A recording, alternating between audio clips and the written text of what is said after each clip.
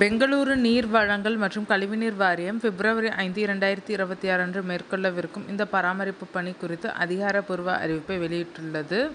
பிப்ரவரி 4ஆம் தேதி வீட்டு தேவைகளுக்கு தேவையான தண்ணீரை சேமித்து வைத்துக் கொள்ளுங்கள். சிக்கனம் தேவை, குளித்தல், பாத்திரம் கழுவுதல் மற்றும் பிற அத்தியாவசியமற்ற தேவைகளுக்கு தண்ணீரை மிகவும் கவனமாக பயன்படுத்தவும்.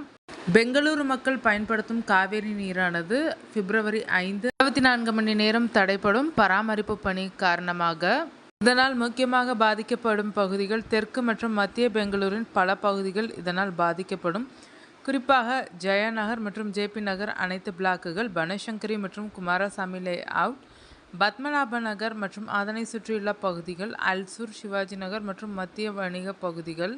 பெங்களூருவின் நீர் விநியோக கட்டமைப்பு மேம்படுத்துவதில் மிக முக்கியமானவை பழைய இரும்பு குழாய்களை நவீன ஸ்டீல் குழாய்களாக மாற்றுவதால் ஏற்படும் நன்மைகள் மற்றும் இந்த 24 மணி நேர வேலையின் பின்னணியை புரிந்து கொள்ள.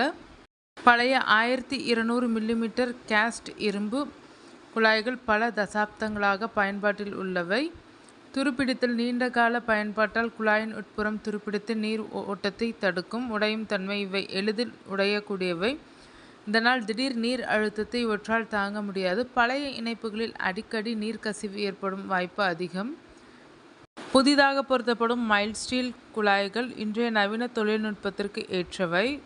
வலிமை குறைவு, எளிதில் உடையக்கூடியது, மிக அதிக அழுத்தத்தை தாங்கும். ஆயுட்காலம் துருப்பிடிப்பதால் குறையும், நீண்ட காலம் உழைக்கும். வளைந்து கொடுக்கும் தன்மை கிடையாது, ஓரளவுக்கு வளைந்து கொடுக்கும். நில அதிர்வுகளை தாங்கும். இணைப்பு முறை போல்ட் நட் முறை வெல்டிங் செய்யப்படுவதால் கசிவு 0 தான். ஒரே அளவிலான 1200 மில்லிமீட்டர் குழாய்க்கு பதிலாக 1200, 900 மற்றும் 700 மில்லிமீட்டர் குழாய்களை பொருத்துவது ஒரு பகிர்மான மேம்பாடு ஆகும்.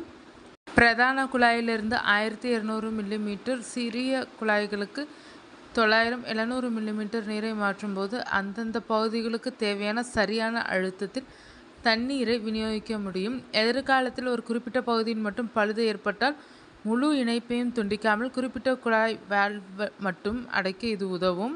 இந்த குழாய் மாற்றும் பணி சாரக்கி பகுதியில் நடப்பதால் அங்கிருந்து நீர் செல்லும் தெற்கு மற்றும் மத்திய பெங்களூருவின் பிரதான இணைப்புகள் துண்டிக்கப்படுகின்றன. பம்பிங் ஸ்டேஷன்களும் நிறுத்தப்படுவதால் குழாய்களில் மீதமுள்ள நீர் தீர்ந்தவுடன் விநியோகம் முற்றிலும் நிற்கும்.